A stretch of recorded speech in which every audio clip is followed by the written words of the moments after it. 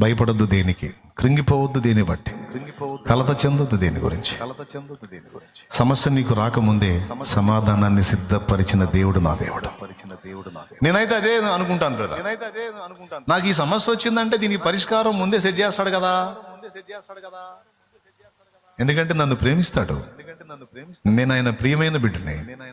అరే వీడికి సమస్య రాబోతుంది అంటే మీరు నమ్మండి నమ్మకపోండి, 7 సంవత్సరాల తర్వాత నేను ఎదుర్కోబోయే ఒక ప్రశ్నకి 7 ఏళ్లకు ముందే ఒక మధ్యాహ్నం వేళ నన్ను ప్రేరేపించి, మీరు నమ్మండి నమ్మకపోండి, 7 ఏళ్ల తర్వాత నేను ఎదుర్కోబోయే ఒక సమస్యకి 7 ఏళ్లకు ముందే ఒక మధ్యాహ్నం వేళ నన్ను ప్రేరేపించి ఒక ఇంటికి పంపించి, ఆ ఇంట్లో నాకు కావలసిన వస్తువు దొరికేటట్టు చేసి 7 ఏళ్ల తర్వాత దాన్ని ఉపయోగాన్ని నాకు చూపించాడు దేవుడు.